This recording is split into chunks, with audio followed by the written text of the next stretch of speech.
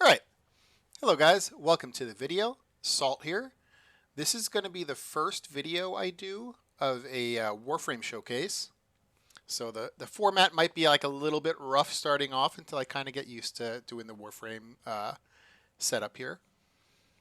So what I'm going to be doing in this Warframe series is I'm going to be showcasing a Steel Path Endurance build that I use myself, and specifically to run multiplayer. I don't like to play solo. So a multiplayer Steel Path Endurance setup. Now something about me, I usually do like 1 to maybe 3 hour like survivals, maybe like a 1 to 2-ish hour disruption is what I kind of like to do on Steel Path. Um, so I have gone to level cap, but doing survival for like 3 hours is not level cap. It's like like level 3 or 4,000 enemies or something at that point. Um, and doing disruptions, you can get to level cap with disruptions in like 2.5, 3 hours. But you have to really be sweaty, and it helps to have other people with you. So I've done level cap, but most of my builds are set up just for like normal steel path endurance, like doing like 1 to 3 hours. Okay, let's get into the build here. Today we're going to be looking at Loki, Loki Prime to be specific.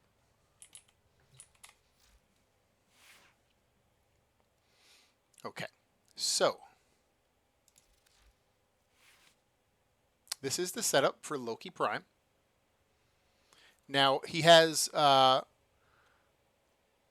his second ability is kind of like his bread and butter, his invisibility. It has a very good base duration, and so it scales really well with duration mods. His one is not very good. There's like maybe some niche uses you would use it for, but it's not really that good. I find I almost never even use it. His 3 is actually one of his strongest utility abilities, Switch Teleport. So this just simply switches you with a target. But when you use an augment called Safeguard Switch, when you switch with an enemy, you're going to get 3 seconds of invulnerability. And when you switch with an ally, you actually give them double that. You give them 6 seconds of invulnerability.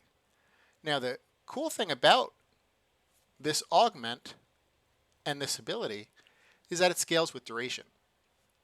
And so you can give an ally upwards of like 24 seconds of invulnerability. I know it says 22 seconds right there, but we get like 24, a little bit over 24 actually, almost 25 with molt efficiency on. And there's even ways to go past that to give almost 30 seconds of invulnerability to an ally. Now, as far as I know, that is like the longest invulnerability that you can give to another player.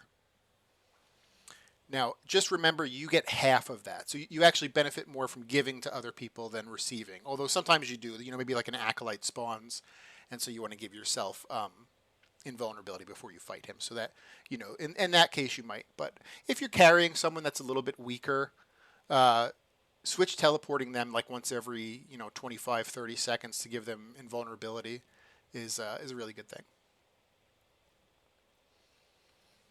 And his 4th ability normally, let me go here into my empty config. His 4th ability normally is Radial Disarm, and Radial Disarm is a very good ability, but it's one of those unfortunate things where it doesn't, like, you have to build very high into range to get more out of Radial Disarm. And with our build focusing on switch teleport invulnerability and keeping us invisible all the time, we're focusing more on duration. We have a little bit of range, but it's not really enough for Radial Disarm to like take full benefit. And so because of that, we're subsuming it out, not because it's bad, just because our build doesn't really benefit Radial Disarm. So we're going to go back to Loki main here. And so instead, we're going to be using silence. Now, silence, it's going to turn off Eximus abilities. That's the very important thing we're using silence for. So the way Loki stays alive, of course, is being invisible. And when you're playing solo, it's very simple to just get to level cap by being invisible because nothing's going to shoot at you. But when you're playing multiplayer Steel Path Endurance, things are going to be shooting. They might not be shooting at you, but they're going to be shooting at your teammates. And so it's easy for like a Blitz Eximus to hit you by accident. It's easy for certain Eximuses, like attacks and abilities, to kill you when they're trying to target your teammates. And so silence is going to help with that. It's going to protect you, and it's also going to help your friends also. So you're basically going to be turning off Eximus abilities. That's the most important thing with silence. It also does a little bit of a stun. When they go in and out of the radius, they're going to get stunned. But that's just a small CC effect. We're actually using this more for the turning off of Eximuses. Okay, so we'll get into the build here. We're going to go with Vitality. Now again, playing solo, you don't need this because you're just invisible. Nothing's ever going to even shoot at you. But when you're playing with other people, it is good to have a little bit of a buffer. You don't want to die to like a single proc of something that gets through. And so we are going to go with just Vitality here just to boost our health a bit. Safeguard Switch, like we talked about. It's that augment for the Switch teleport. Overextended for ability range. And we're using this mostly because we're going to be using Narrow-Minded, which is going to give us a huge boost in duration, but a huge deboost, a debuff, in range. And so Overextended helps get our range back to kind of normal, and it gives us a little bit extra. It gives us like 24%. So that way when we are using silence, it's not like super small. It's more like normal average-ish size, which is good enough. It's good enough where, you know, an Arson Eximus is going to be affected. He's going to have to be so far out that his like little fire ring doesn't hit you. So that's why it's good to have a little tiny bit of range there. And strength we actually don't need for anything. Nothing in this build requires strength. And so the negative strength doesn't affect us whatsoever. Now we're going to get into every single duration mod in the game here. So first and the weakest is Near's Hatred. It only gives us a plus 15% ability duration boost. It gives us a little bit extra health too. We're not really using this for the health. We're actually just using it for the ability duration. Kind of a weak mod, but there's really nothing else better to put here. Prime Continuity for more duration. Narrow-Minded for more duration. Constitution for more duration. And you guessed it, Augur Message for more duration. So that's 5 duration mods right there. I believe that's probably all the duration mods in the game, actually. Okay. So next, we're going to be using Molt Efficiency for duration also. So while shields are active, we get ability duration, and it goes up to a max of 36%.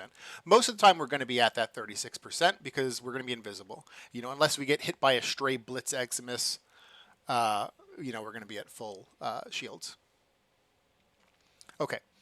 Now we get into the kind of optional things, and this is going to be dependent on what you want to use as a damage source. So me, on my Loki, I like to use the Burstin. And because I use the Burstin, I use Rifle Amp, which gives me rifle damage, and Arcane Rage, which boosts primary weapon damage. Now, if you also want to use an assault rifle, that's perfect. You can go with the exact thing I have here. If you want to use a shotgun, you might want to go for Shotgun Amp instead, and maybe an Arcane here that, actually this works for primary, so it would work for shotguns too. But there might be maybe like a shotgun-specific Arcane that you would like. Or, you know, maybe a secondary, you want to go for a secondary amp, and then some kind of Arcane that is secondary focused. And so use these 2 slots, use this Arcane slot and this amp slot as kind of like whatever you decide to use as your primary damage source, you're going to be changing these 2. And then Coaction Drift just boosts whatever you put in your your amp slot rather. So if you go with, you know, secondary amp, Coaction Drift is going to make it stronger. If you go with rifle amp, it's going to make it a little bit stronger. I want to go over the aura slot though too, because there's not really like that many great things Loki can put in the aura slot. Like rifle amp doesn't actually provide that much. It's plus 27%. Not really that big of a deal. So another good option for the aura, if you want to like forego a little tiny time, I mean, this is a minuscule amount of damage. If you want to forego a little minuscule amount of damage, you can go with power duration, which is kind of a nice pick because you can give ability strength to your allies because you don't need ability strength. So if it takes 30% away from you, it's not a big deal. Just keep in mind, like this might screw your team up if you have like a speed nova for some reason. But if you're doing like steel path endurance, like there's very few people are going to run speed novas unless you're trying to like farm something specifically. So power donation is another good choice. Corrosive projection is always a good choice. Like, you know, when in doubt, put corrosive projection on basically. So that's an extremely good choice for that slot. And if you're choosing a melee weapon for a primary source of damage, steel charge, of course, is going to be the best choice. So those are some options for you there.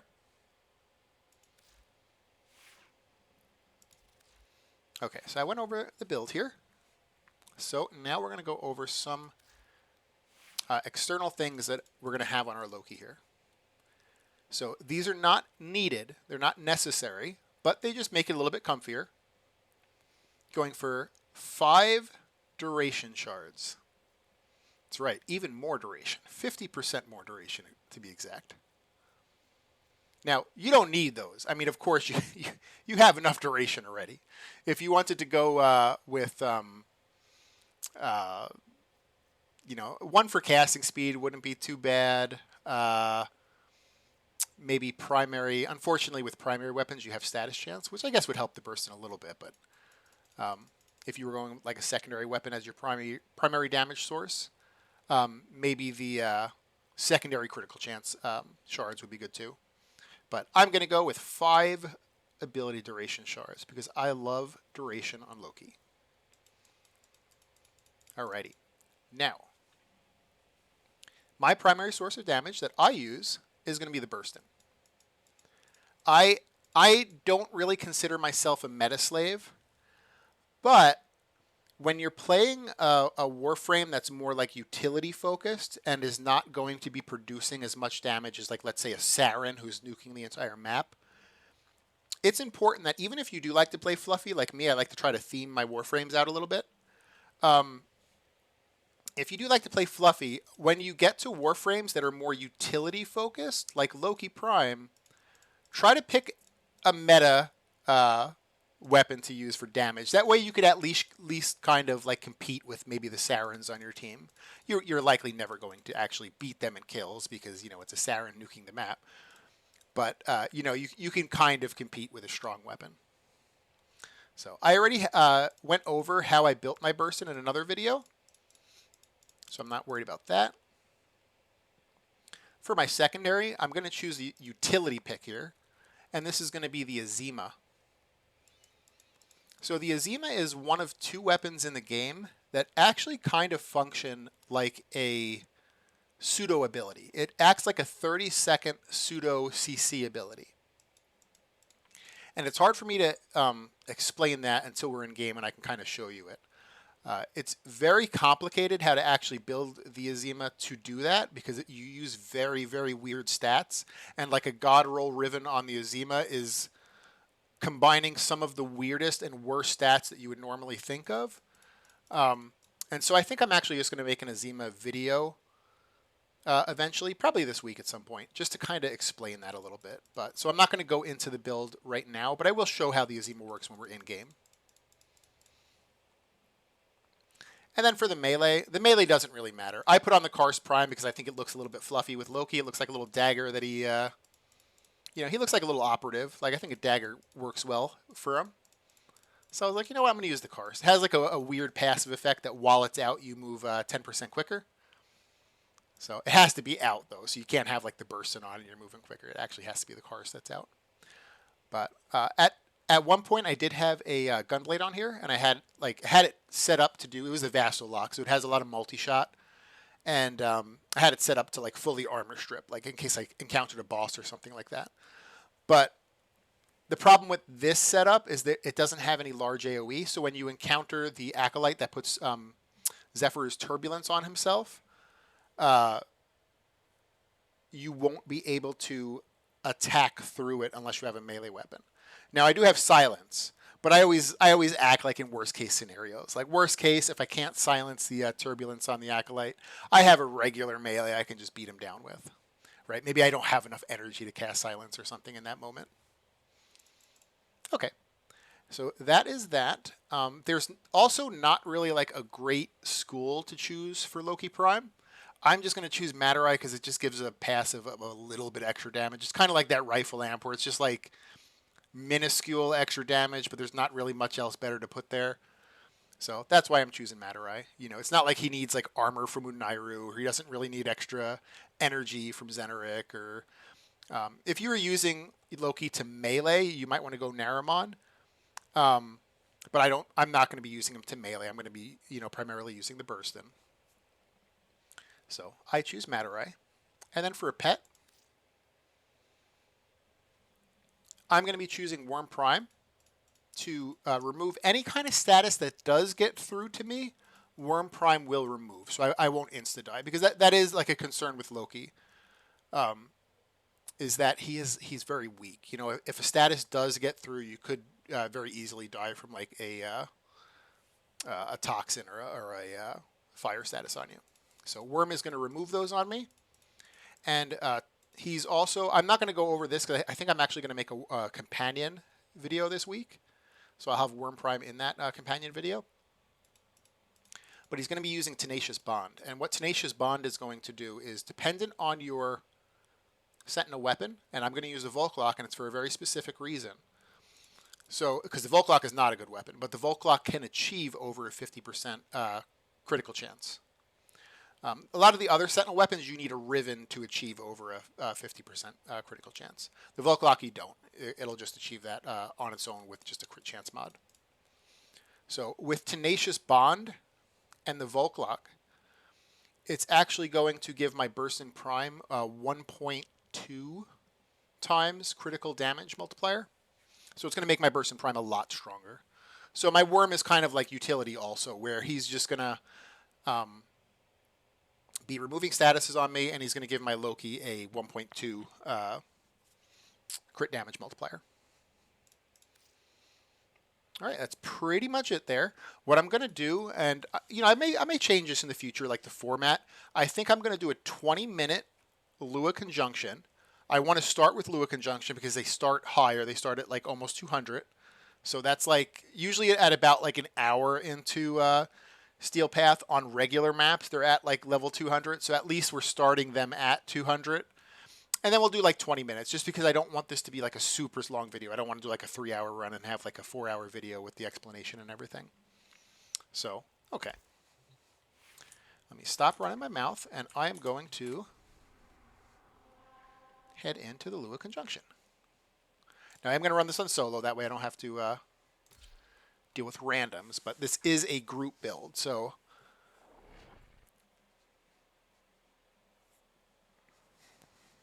if you're running with your friends, this is a very good build to run. Your weapons make music, and the enemy calls for a song. The Orican Neural Sentry is attempting to purge you from this place. Stand by for life support.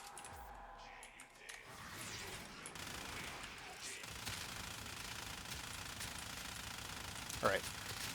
And I want to show a few things about this build. I don't want this just to be like a Burstin 2.0 video. So going to that Azima, the reason it's a utility pick is that it has an alternate fire that shoots the magazine out, and it will actually just sit here. It'll spin around, and it'll shoot for 30 seconds. And depending on the element you put on, like you could put, I would suggest fire or electric. I put electric just because I have a Riven that gives me electric. But you could put fire or electric, and it's going to produce CC. So it's going to CC the enemies around it. And it's not going to do good damage, but it's a utility item where, if you see an ally maybe going for a revive, you can just switch to your Azima, throw out 1 or 2 mags next to the ally to CC enemies around them.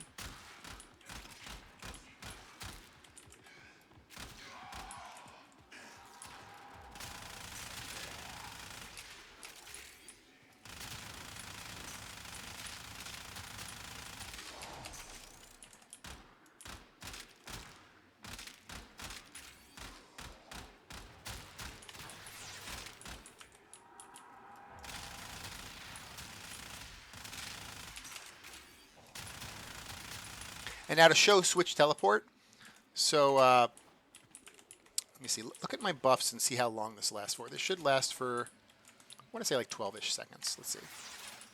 Yeah, so it starts at about 12 seconds. There. Now on allies, that's going to be double. You're going to get double the effect. So they're going to get 24 seconds of immunity. So if you can do it before an acolyte spawns, you can actually give your entire team immunity. And then give yourself immunity last, because your immunity is going to last the shortest. So you can give your team full immunity during the acolyte fight.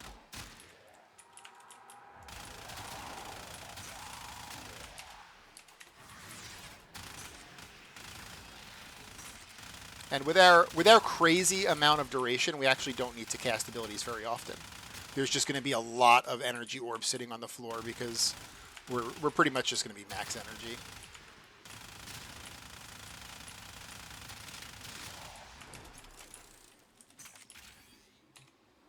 Because with our duration, the silence is going to last for like 120 seconds. And our invisibility is about like 45 or 50 seconds, I believe. So we don't have to recast that at all, really. Or very frequently, I should say.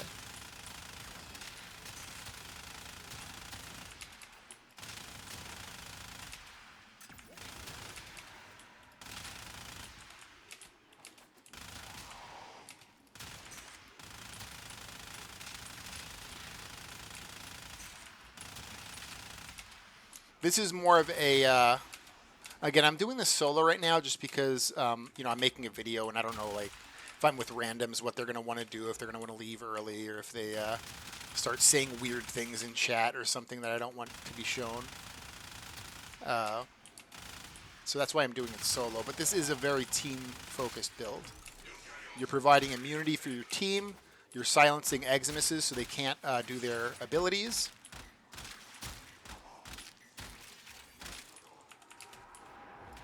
And when you need to, your Azima is going to provide CC as well.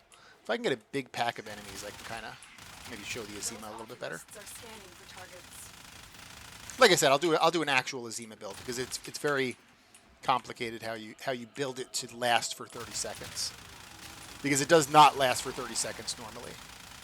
You have to actually build negative fire rate and positive magazine capacity. So, God roll on the Azima is multi-shot. Actually, multi-shot's the last best one, but it's magazine capacity. Probably would help if I did silence. There we go.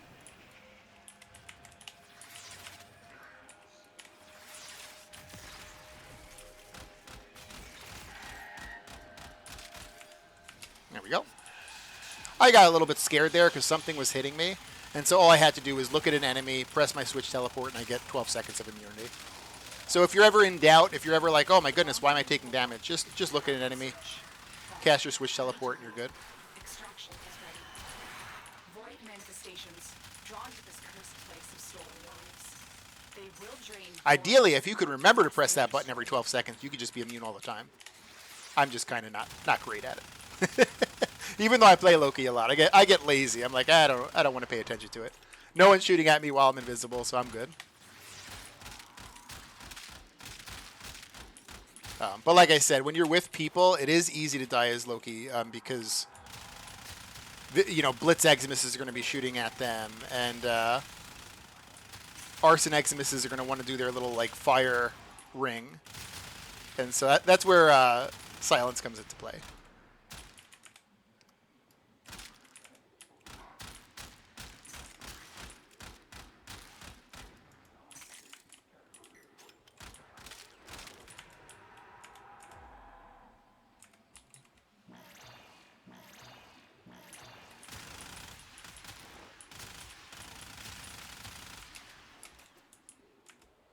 There we go. So I'm just going to shoot 2 magazines out. And so you see these 2 magazines are just going to kind of sit here. And they're going to spin around like shooting bullets. And it's going to apply statuses. I mean, if you don't want to CC, you can actually use it as a viral spreader too. You can put viral on it. and they'll just like shoot around spreading viral. But I like it as a CC tool for Loki.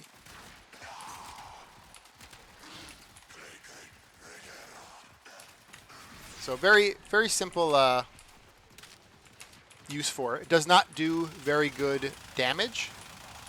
Like, even if you built the Azima out for damage, it doesn't do very good damage.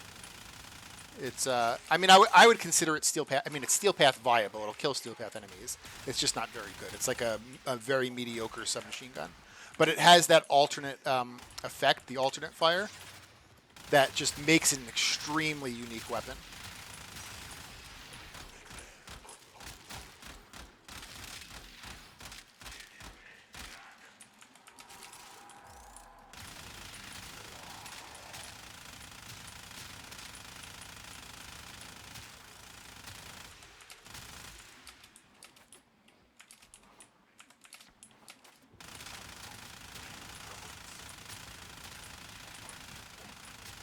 Now there's other ways to make Loki builds for Steel Path. Like you could use Radial Disarm in a Steel Path Loki build. You would just have to build more into range than duration. You would still want duration on that build, but you would be more focused on range.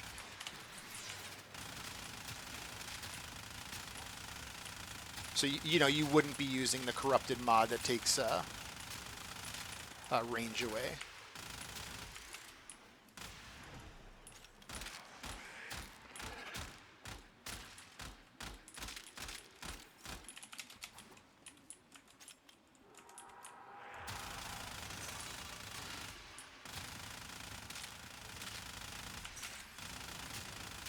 But that's not how I build my Steel Path Endurance Loki, and so, in this Warframe series, again, this is the first one, so maybe I'll change the format, or I'll, change how we're doing this. But I show the builds that I use for Steel Path, and maybe people will like them, and maybe they won't. That's okay.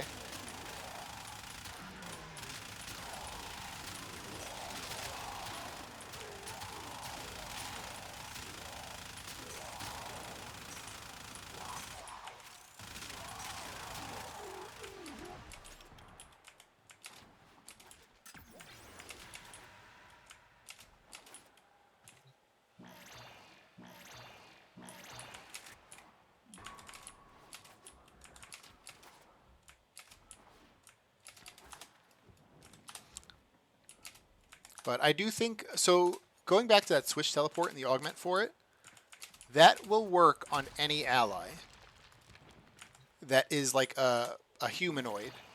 So you can give that vulnerability to arbitration defense targets. Like you can give that vulnerability to the defense targets that you get sometimes with Archon hunts that are like living, you got to protect Ticker or something like that.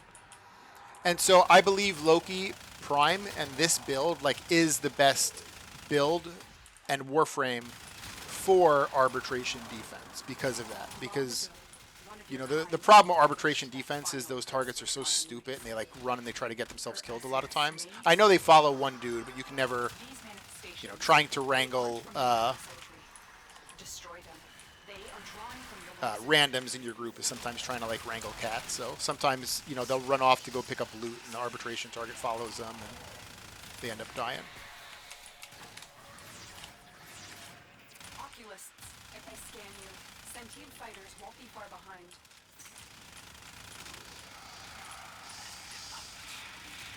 So, and for that reason, I think Loki is the best choice for arbitration defense. Prepare for sentient fighters.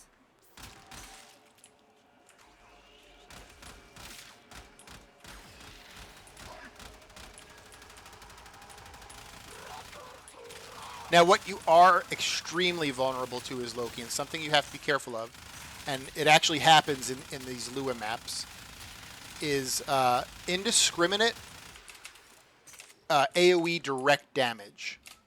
So not status effects, because we're dealing with those already. We have Worm and stuff to take those off. But indiscriminate direct damage. And so you have one of those sentinels. If you've played this, you probably are going to know what I'm talking about. You have those sentinels that kind of spin around in the air and shoot lasers.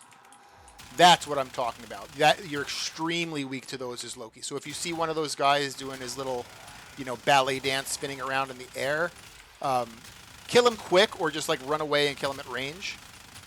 But you are very weak to that.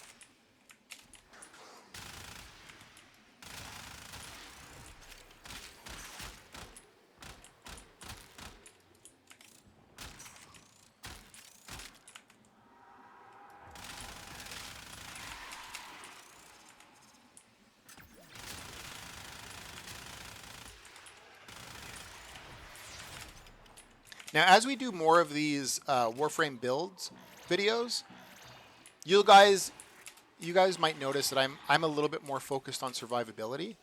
Like, there are ways to get more damage out of certain Warframes, but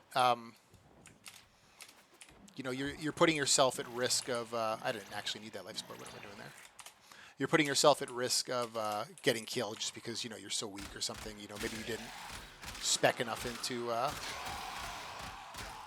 survivability. And so my builds are typically very comfy as far as like Steel Path Endurance goes. I can sit in a room of enemies shooting at me and revive someone and not really have to worry about it. Not with every Warframe, but with a lot of my Warframes. But that does come at a cost, right? It comes at a cost of maybe not doing as much damage as everyone. Every build that wants to deal damage has Roar and Eclipse on them, or one or the other. And a lot of my builds might not run Roar and Eclipse, although that being said, a lot of my builds do run Roar. But what I'm trying to say is I usually focus more on survivability than I do damage.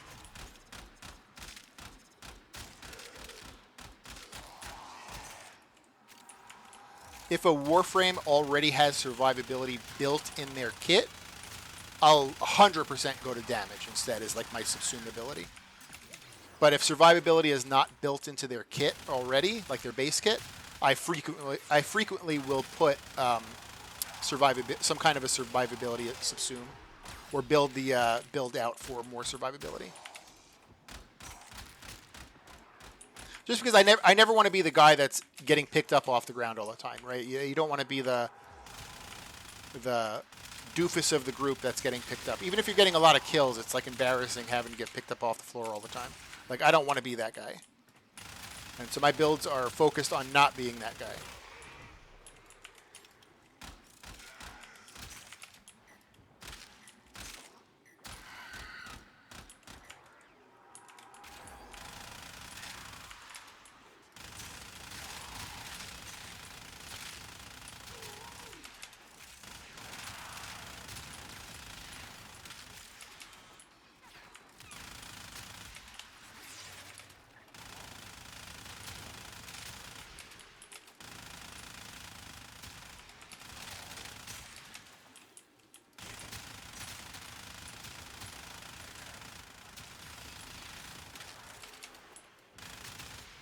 The other thing about my builds is I do like to play a little bit fluffy.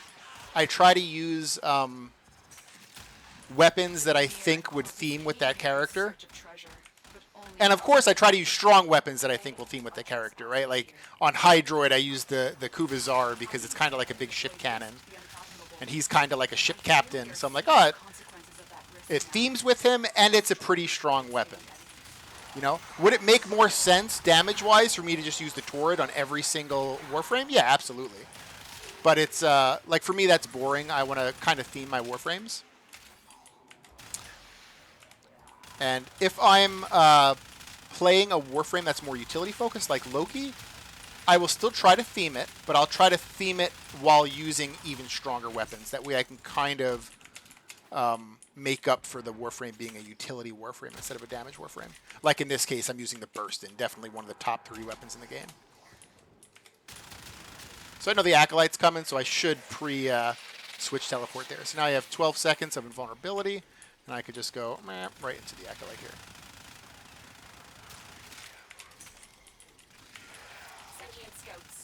And you can do that with your team too.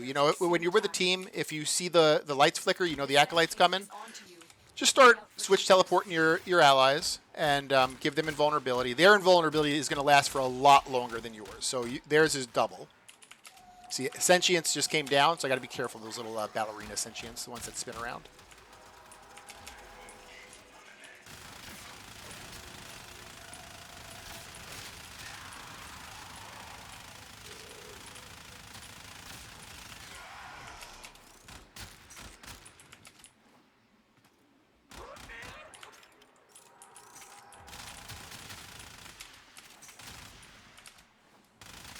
And you see, I haven't really used my one. The one is not that great. It has its extreme niche uses, and that's why I actually subsume out the 4. So the 4 generally is better than the 1, but the 4 actually has to be like built for more. It has to be like, you have to spec a little bit into range for it to actually be good. And because of that, the 4 for our specific build is not very good. It's not very useful. It doesn't have a lot of range. Like, you would literally have to be in a group of enemies, use your 4, and then start shooting. It's just easier to just shoot them at that point. And so for this specific build, we actually subsume out the 4, and we keep the 1 only because it has extreme niche uses. Like, there is sometimes, maybe, possibly, where we would use the 1. Whereas the 4, there's really no use to use the 4 in this build. You know, if your defense target is taking too much damage, I should have went invisible before I hit that. My invisibility ran out just as I was going to hit that. If your defense target's taking too much damage, you could throw down the 1 to try to like get the enemies to attack it instead. If you have someone going for a revive, you can throw down, you know, your 1 to... oh, and just for people who don't know, the 1 is a little decoy. Let me see. I'll throw it here. It's a little, like, holographic Loki. Oh, that's not good. It's a little holographic Loki that shoots at targets. Now, he's going to die almost immediately. He's going to give about, like, 2 seconds worth of CC. But it might be enough if someone's going for a revive or something. But still not very good. I don't really cast my 1 almost ever.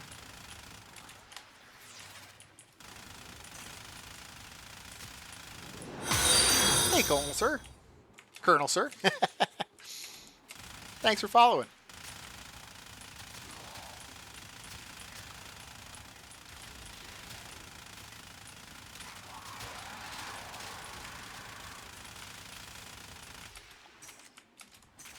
All right, so we're 1 minute away from the 20-minute mark, and we're going to end there. Again, these builds are for Steel Path Endurance, but I don't want to make like a 3-hour video.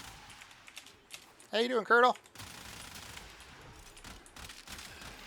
How's your day going?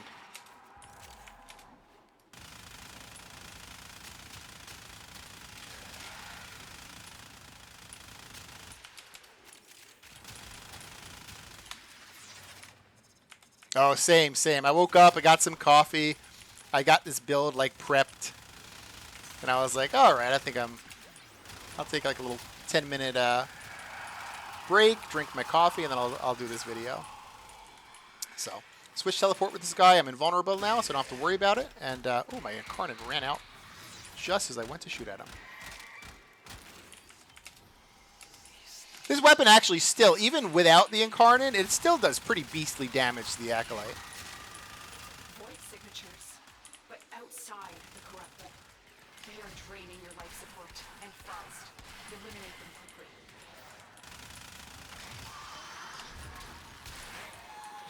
All right, and that's 20 minutes, so we're going to head out. I'll go over the build one more time briefly. I won't go over like all the external factors. All the external things that we're going to add on to the build will be at the beginning of the video. But I'll go over the Loki build himself briefly at the end here.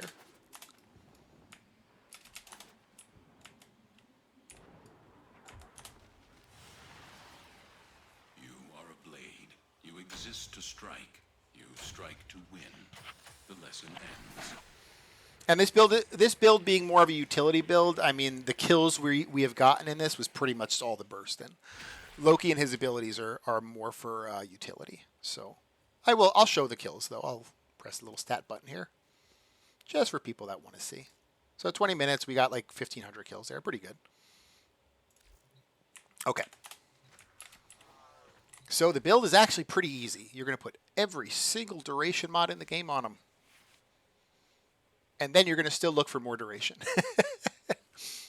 Okay, so Loki here, he's got, let me go to a blank config that we have all of his abilities. So he's going to have decoy, which puts a little decoy of himself and enemies are going to target it. On our build, it's not going to be that great because it's not going to have a lot of health. It's going to like have enemies shoot at him for like a total of like 1.5 to 2 seconds before he dies. But it has extreme niche uses, and that's why we keep it on the build. Invisibility is going to be one of your bread and butter abilities. It's going to keep you invisible. It scales really well with duration. Switch teleport. This is a ability that just simply switches your place with another target. You can switch places with a friendly too. But there's an augment called Safeguard Switch. And what this augment does to your switch teleport is when you switch with an enemy, you give yourself 3 seconds of invulnerability.